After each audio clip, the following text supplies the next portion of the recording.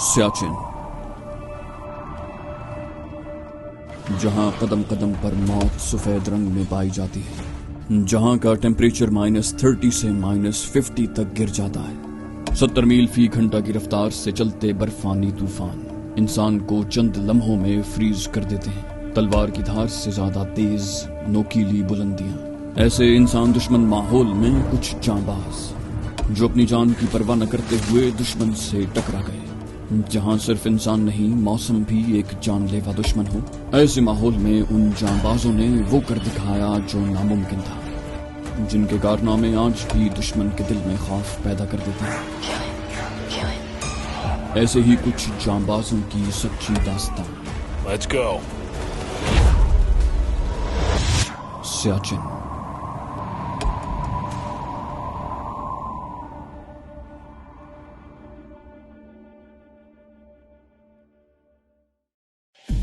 Brigade commander Asif Riyaz Bukhari को दोनों की फिक्र सबसे ज्यादा दामनगीर थी।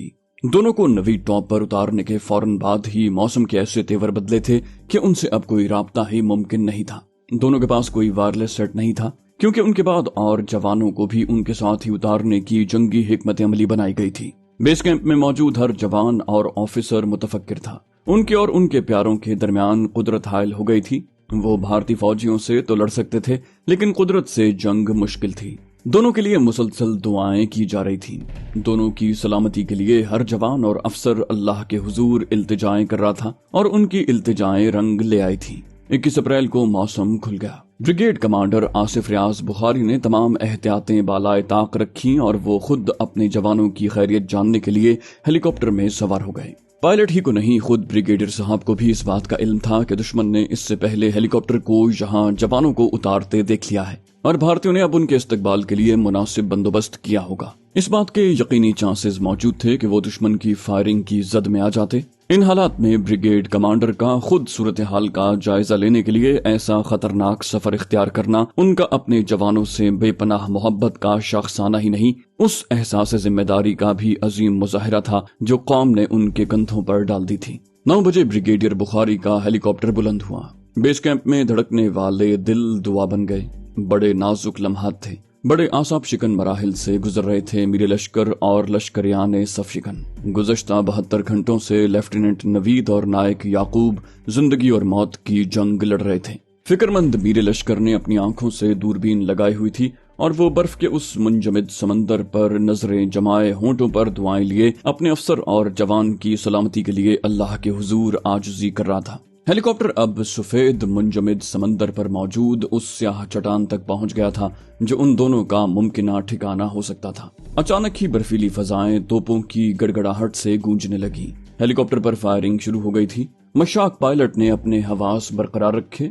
मजबूत कुव्वत इरादी उसका बेहतरीन हथियार थी। उसने अपनी बेहतरीन तरबियत का मुजाहिरा करते हुए हेलीकॉप्टर को घुमाया, पोजीशन बदली और अब वो उस चट्टान के बिल्कुल ऊपर आ गया था जहां उन दोनों जांबाजों ने पिछले 72 घंटे मौत से एक तवील और थका देने वाली जंग लड़ी थी। अचानक ही ब्रिगेडियर बुखारी को पायलट की जोरदार आवाज सुनाई दी, सर वो जिंदा हैं। उन्होंने कहा अल्हम्दुलिल्लाह, और पायलट हेलीकॉप्टर खतरनाक हद तक नीचे ले आया। ब्रिगेडियर बुखारी के रुए रुए में तमानियत समा गई जब उन्होंने अपनी आंखों से लेफ्टिनेंट नवीद और नायक याकूब को हाथ हिलाते देखा। बेसाख्ता उन्होंने कलिमाते तहसीन अदा किए, well done well done. Brigadier Bukhari ने फौरन 2 वायरलेस सेट हेलीकॉप्टर से नवीद टॉप पर गिराए और अपने जांबाजों की जुर्रतों को नजरे अकीदत गुजार कर वापस लौटाए। पायलट की तरफ से बेस कैंप को ये इत्तला मिल चुकी थी कि दोनों बखैरियत हैं। इस इत्तला ने वहां जिंदगी की एक नई लहर दौड़ा दी। तमाम गाजी दीवाना वार नाराए मस्ताना बुलंद करने लगे। 21 अप्रैल सुबह 10 बजे बेस कैंप से हेलीकॉप्टर बुलंद हुआ जिसकी स्लिंग से कैप्टन कामरान बंधे थे। कैप्टन कामरान का इस्तकबाल नवीद टॉप पर लेफ्टिनेंट नवीद और नायक याकूब ने किया, जिसके बाद 8 और जांबाजों को भारतीयों की मुसलसल फायरिंग के दौरान नवीद टॉप पर कामयाबी से उतार दिया गया। कैप्टन कामरान ने एक लम्हा जाया किए बगैर सूरत हाल का बगौर जायजा लिया। उनकी तकलीद में भारतीय भी अपने जवानों को हेलीकॉप्टर के जरिए उतारने की कोशिश कर रहे थे, लेकिन पाक फौज को 22,000 फुट की बुलंदी पर मोर्चाबंद होते देखकर उनके हौसले दम तोड़ने लगे। अब चोटी तक पहले पहुंचने की दौड़ लग गई थी। कैप्टन कामरान ने जान लिया था कि अगर भारतीय उनसे पहले चोटी तक पहुंचे तो सारी मेहनत और वहां 72 घंटे जानलेवा मौसमी हालात में गुजारने वालों की कुर्बानियां जाया हो जाएंगी। उन्होंने फौरन सिपाही सैयद जान और नायक असलम को चोटी पर कब्जा करने के लिए रवाना कर दिया।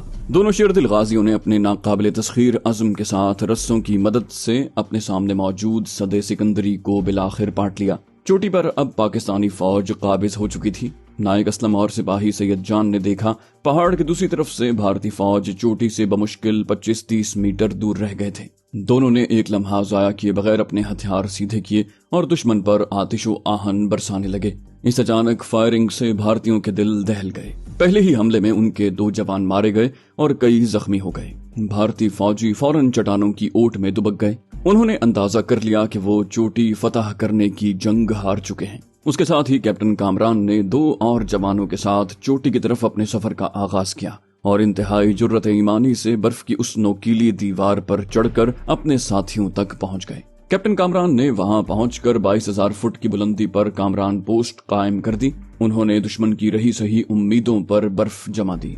एक के बाद एक जांबाज को कामरान पोस्ट पर उतरते देखकर भारतीय कमांडर बौखला गया। उसके लिए अब चोटी पर पहुंचना तो नामुमकिन था। उसे अपनी और साथियों की सलामती की फिक्र दामनगीर होने लगी। दूसरे ही लम्हे वो वायरलेस पर कमांडिंग अफसर से मुखातिब था। सर, टॉप तक कोई रास्ता नहीं जाता। हेलीकॉप्टर से भी पहुंचना मुमकिन नहीं। पाकिस्तानी भी वहां नहीं पहुंच सकते। हमें वापस आने की इजाजत दी जाए। नामुमकिन को पाकिस्तानी जांबाजों ने मुमकिन कर दिखाया। दुनिया भर की जंगों में इतनी ऊंचाई पर होने वाले इस मार्के के फातिहीन ने अस्करी तारीख की नाकाबिल यकीन मिसाल कायम कर दी। कैप्टन कामरान और उनके साथियों ने भारतीयों को पसपा करके वापस धकेल दिया था और अब वो इंतहाई गैर यकीनी के हालात में वहां पोस्ट कायम करने जा रहे थे। उस चोटी पर 22,000 फुट की बुलंदी पर फौजी पोस्ट कायम करना इंसानी गुमान से बाहर की बात है। चोटी तक राशन, हथियार, केरोसिन ऑयल के जरी कैन, टेंट और दीगर जरूरियात जिंदगी पहुंचाना बज़ाहिर मुमकिन दिखाई नहीं दे रहा था। लेकिन नामुमकिन को मुमकिन कर दिखाने वाले उन जांबाजों ने 6 घंटे की जानलेवा मुशक्कत के बाद ये कारनामा भी कर दिखाया। इस दौरान वो बहुत सी कुदरती आफात का शिकार होते रहे। कई जवानों को फ्रॉस्ट बाइट हो गया। कुछ गाजियों को शदीद सरदर्द, हाई एल्टीट्यूड सिकनेस ने जकड़ लिया। उस मूजी मरज का इलाज सिवाय इसके और कुछ नहीं कि मरीज को एक लम्हा जाया किए बगैर पहले से कम बुलंदी पर लाया जाए। लेकिन आहनी आसाब रखने वाले उन गोश्त पोस्त के इंसानों ने कोई शिकायत न की, किसी इस तरह का मुजाहिरा न किया। वो अपनी तमाम तर तवानाइयों के साथ अपने काम में जुटे रहे। भारतीयों का जवाबी हमला किसी भी लम्हे मुतवक्के था। वो ठंडे पेटों इस शिकस्त को हजम नहीं कर सकते थे और वहां सब दुश्मन के हमले के लिए मुंतजिर और तैयार थे। अपनी जिस्मानी कमजोरियों के बावजूद वो हरफे शिकायत लबों पर नहीं लाते थे। उन नाजुक हालात में कामरान पोस्ट पर एक तजुर्बाकार अफसर की जरूरत और ज्यादा बढ़ गई थी, जो वहां जाकर न सिर्फ दुश्मन की मुतवक्के कार्रवाई का मुंह तोड़ जवाब दे, बल्कि जिसकी आमद से जवानों का मोराल और ज्यादा बढ़ सकता था। इस मरहले पर ब्रिगेड हेडक्वार्टर में ब्रिगेड मेजर अब्दुर्रहमान बिलाल ने रस्म बिलाली निभाने के लिए अपनी खदमात पेश की। उनके साथ ही 78 फील्ड रेजिमेंट के कैप्टन जफर दीदबान बनकर आगे पहुंचे। कैप्टन जफर को स्लिंग के जरिए नवीद टॉप पर उतारा गया, जिन्होंने वहां बैठकर अपने तोपखाने का कारगर फायर दुश्मन के इर्द गिर्द मौजूद पोस्टों पर गिराने शुरू कर दिए। मेजर बिलाल 29 अप्रैल को हेलीकॉप्टर की स्लिंग के जरिए नवीद टॉप पर उतरे और वहां से कठिन रास्ता सर करके कामरान टॉप पर पहुंचे और कमान संभाल ली। भारतीयों की आगरा पोस्ट पर कामरान पोस्ट गालिब हो गई थी। कैप्टन जफर ने कामरान टॉप पर पहुंचकर तोपखाने से फायरिंग करवाई। भारतीयों के गंगा बेस, साधु और आगरा को मलियामेट करवा दिया। इस दौरान नवीद टॉप से भारतीयों की गंगा बेस और साधु पोस्ट के दरमियान चलने वाली पार्टियों की कमबख्ती आ गई। उस रास्ते पर सफर करने वाले भारतीय फौजी छोटे हथियारों और रॉकेट लॉन्चर की जद में आ चुके थे और उनके लिए वहां सफर करना मुमकिन नहीं रहा था। गाजियों ने जुर्रत ईमानी का मुजाहिरा करते हुए दुनिया की अस्करी तारीख का हमेशा जिंदा रहने वाला बाब रकम किया था। उन्होंने उस महाज पर दुश्मन की दुम और सर दोनों अपने कदमों तले कुचल डाले थे। अब दुश्मन बेबस हो चुका था। उसने बेहतर हाथ पांव मारे, बेपनाह आतिशो आहन बरसाकर अपनी अददी और असलही बरतरी के बलबूते पर चाहा कि अपनी शिकस्त का दाग धो डाले, लेकिन ऐसा मुमकिन नहीं रहा था। पाकिस्तानी दीदवान ने इंतहाई महारत से तोपखाने का फायर गिराकर गंगा बेस को तबाह करवा दिया था। शिकस्त खुर्दा भारतीय बड़ी तेजी से राह फरार इख्तियार कर रहे थे। गंगा बेस खाली हो गया था। कर्नल चड्ढा का पारा मुसलसल चढ़ता जा रहा था। गुस्से से उसके चेहरे की रगें खिंच गई थीं और वो खा जाने वाली नजरों से कभी उन फाइलों की तरफ देखता और कभी पासवान की तरफ। हैरत है कि गुज़श्ता 3 साल से इस लौंडे ने हमें पागल बना रखा है। इसके प्रिंट तुम्हारे पास महफूज हैं। उस सिख के बच्चे ने उसकी मुकम्मल तस्वीर डिजाइन करवा दी थी। उसकी बीवी ने तस्दीक की थी, उसके हमसायों ने तस्दीक की थी कि यही वो लड़का है जिसने प्राइम मिनिस्टर हाउस के बावर्ची गुरजीत सिंह को बेवकूफ बनाकर अपने काम पर लगा रखा था, और तुम लोग अभी तक उसे तलाश नहीं कर सके। उसकी अंगारे जैसी आंखें पासवान के चेहरे पर गड़ी हुई थी। पासवान को यूं लगा जैसे उसकी आंखों से निकलने वाले शोले किसी भी लम्हे पासवान की आंखों के रास्ते उसके सारे बदन में उतर जाएंगे। जब भी वो कर्नल चड्ढा से आंखें मिलाता, न जाने क्यों उसे अपने अंदर कुछ जलने का एहसास होने लगता। उसने कहा, लुक मिस्टर पासवान, मुझे रिजल्ट चाहिए, रिजल्ट, और वो भी पॉजिटिव। मुझे ये लड़का चाहिए हर सूरत। उसने अपने सामने धरी प्रदीप सिंह की तस्वीर पर नफरत से अपनी छड़ी की नोक रखते हुए कहा। पासवान ने अपने आप को संभालते हुए कहा, राइट सर, मैं अपनी जान लड़ा दूंगा सर, बस एक उलझन है। कर्नल चड्ढा का लहजा फाड़ खाने वाला था। वो क्या? पासवान ने हिम्मत करके कहा, सर, ब्रिगेडियर कॉल की मिसेज और बेटी तीनों की अलग अलग तफ्तीश जरूरी है। चड्ढा ने उसकी तरफ अजीब सी नजरों से देखते हुए यूं सवाल किया, इसमें रुकावट क्या है? जैसे उसे पासवान की जहनी हालत पर शक हो रहा हो। पासवान बोला, आर्मी सर, हेडक्वार्टर वाले ब्रिगेडियर कॉल से।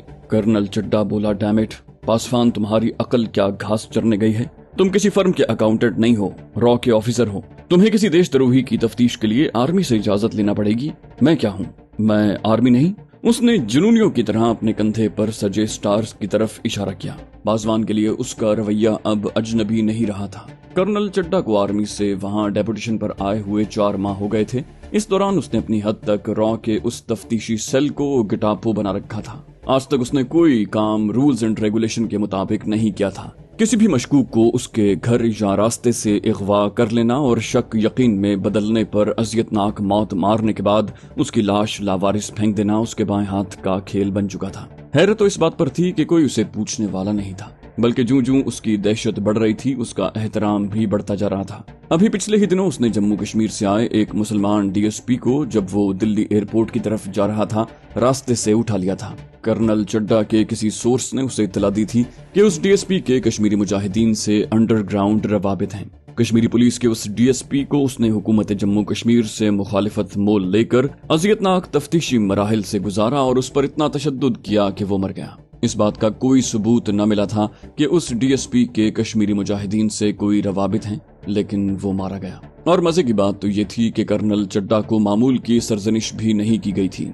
अब तो उसके साथी भी उससे डरते थे। उसने रॉ के उस सेफ हाउस को, जहां वो लोग अपना जाली सा दफ्तर बनाकर बैठे हुए थे, स्लॉटर हाउस में तब्दील कर दिया था। दिल्ली के पोश इलाके में बनी उस कोठी के तहखाने के कमरे उसने साउंड प्रूफ करवा लिए थे और वहां अपने सामने मुश्तबा मुल्जिमों की तफ्तीश करवाया करता था। उसने इंसानों के लिए वहशियाना तशद्दुद के ऐसे ऐसे तरीके इजाद किए थे कि बस औकात उसके साथी हैरान रह जाते कि उसका ताल्लुक वाकई इंसानों की नस्ल से है। पासवान भी कोई ऐसा शरीफ ऑफिसर नहीं था। उसे पुलिस से वहां भेजा गया था। पुलिस में उसका रिकॉर्ड इस लिहाज से तो शानदार था कि उसने बाज लायनहल केसों की गुत्थियां सुलझा दी थी, लेकिन 3rd डिग्री टॉर्चर में वो भी किसी से कम नहीं था। प्रदीप के लिए उसे दूसरी मर्तबा कर्नल से डांट पड़ी थी और उसने दिल ही दिल में कसम खाई थी कि अगर प्रदीप उसके काबू जिंदा आ गया तो उसके पूरे जिस्म के साथ कभी कर्नल के सामने पेश नहीं करेगा। लेकिन सबसे पहले तो ये सवाल उठता था कि वो उसे गिरफ्तार कैसे करे। कहाँ होगा वो कमबख्त प्रदीप या प्रमोद? उसने अपने आप से सवाल किया। कर्नल के कमरे से बाहर आकर उसने अपने 4 मातहतों को हंगामी मीटिंग के लिए तलब किया। बोला, तुम्हारे पास 100 से ज्यादा तरबियत याफ्ता नफरी मौजूद है, सबको एक्टिव कर दो। ये तस्वीर मुल्क के हर अहम पॉइंट पर पहुंच जानी चाहिए। इसे ढूंढो, इसे पाताल की तह से निकाल लाओ। मुझे हर सूरत ये लड़का चाहिए, इसकी वजह से मेरी बहुत रुसवाई हुई है। उसने प्रदीप की तस्वीर का बंडल उनके सामने फेंकते हुए कहा था। नागरिक ने कहा, हम इसे जमीन के अंदर से निकाल लाएंगे सर, अगर ये भारत में है तो जिंदा नहीं बच सकेगा। पासवान बोला, ठीक है, मुझे बातें नहीं काम चाहिए। मास्टर कंप्यूटर से इसकी तस्वीर की नकलें तमाम स्टेशनों के कंप्यूटर्स को फैक्स कर दो। मेरी तरफ से तमाम स्टेशनों को सख्ती से हिदायत जारी कर दो कि सब कुछ छोड़कर इसके पीछे लग जाएं। इस लड़के ने हमें बहुत नुकसान पहुंचाया है, इसने हमारे देश को बहुत जलील करवाया है। फौज वाले साले अपना सारा गुस्सा हम पर निकाल रहे हैं। वो ट्राइडेंट की नाकामी का इल्जाम भी हमें दे रहे हैं, जैसे हमने उस साले ब्रिगेडियर के बच्चे से प्लान लेकर सरहद के पार पहुंचाया था। उसने फौजियों को बड़ी सी गाली दी। सालों से अपनी लड़कियां और बीवियां संभाली नहीं जाती, उनके यारानों के नोटिस नहीं लेते और हमें गालियां देते हैं। उसने अपने फिक्रे का इख्तिताम भी गाली के साथ किया था। अपने चारों मातहतों को हिदायत देकर उसने मीटिंग बर्खास्त कर दी और अब अपने इंटरकॉम पर उसने अपने सबसे ज्यादा काबिल एतमाद मातहत को तलब किया। थोड़ी देर के बाद ही उसके कमरे का दरवाजा खुला और राहुल उसके सामने खड़ा था। Yes sir. राहुल जानता था कि उसके कमरे में दाखिल होने के बाद पासवान ने कमरे का दरवाजा अंदर से लॉक क्यों किया है। वो बोला, राहुल एक जरूरी काम आन पड़ा है। ये कहते हुए उसने अपनी दराज से राधिका कॉल की तस्वीर निकालकर उसके सामने रख दी और उसे ब्रीफिंग देने लगा। 10 मिनट तक उसने राहुल को सारा मिशन उसकी मुकम्मल जुजियात समेत समझा दिया और अब उसकी तरफ इस्तफामिया नजरों से देख रहा था। राहुल ने मामूल के मुताबिक उसे मुस्कुराते हुए जवाब दिया, हो गया सर। ये उसका खास अंदाज था। जब वो कोई अहम जिम्मेदारी उठाता तो उसी तरह मुस्कुराकर अपने साहब को बड़े तयक्कुन से कामयाबी की पेशगी इत्तला दिया करता। मामला फौज का है, बड़े एतमाद वाले और स्मार्ट लड़के साथ रखना। राहुल ने कहा, सर कल दोपहर के बाद ड्राइंग रूम में मुलाकात होगी। उसने बेतकल्लुफी से अपना हाथ पासवान की तरफ बढ़ाया। वो बोला, गुड लक, और उसे पुरजोश मुसाफे के साथ रुखसत कर दिया। ड्राइंग रूम उनका कोड था। उसका मतलब वो खास जगह होती थी जहां उन्होंने अपने शिकार को पहुंचाना होता। अगले रोज राधिका कॉल आज पहले दिन ही उस हादसे के बाद मामूल की सैर के लिए घर से निकली थी। उसने प्रदीप के हाथों अंजाम पाने वाले उस कारनामे के लिए लाशौरी तौर पर खुद को जिम्मेदार समझना शुरू कर दिया था, क्योंकि प्रदीप उसके जरिए उसके घर तक पहुंचा था। अभी तक उसे सिर्फ ये बताया गया था कि प्रदीप ने उसके बाप के कुछ अहम कागजात चुरा लिए थे और वो गैर मुल्की जासूस था। उसे उन कागजात की तफसीलात का इल्म नहीं था। ब्रिगेडियर कॉल ने उसे यकीन दहानी करवाई थी कि वो कतन राधिका को उसका जिम्मेदार नहीं समझते। हमसाया मुल्क में उनके जासूस भी ऐसे ही काम करते हैं और ये राधिका की नहीं, उनकी अपनी गलती है कि उन्होंने बिला सोचे समझे आंखें बंद करके प्रदीप की हर बात पर यकीन कर लिया। लेकिन राधिका मुतमईन नहीं हुई थी। 7-8 रोज वो अपने कमरे में बंद रही। बस कभी कभी खास जरूरत के तहत घर के बाहर का चक्कर लगा लेती। 7-8 रोज तक ब्रिगेडियर कॉल भी हेडक्वार्टर में मसरूफ रहा। इस दौरान उनके घर पर मुख्तलिफ एजेंसियों के लोग आते और राधिका से इंटरव्यू करते रहे।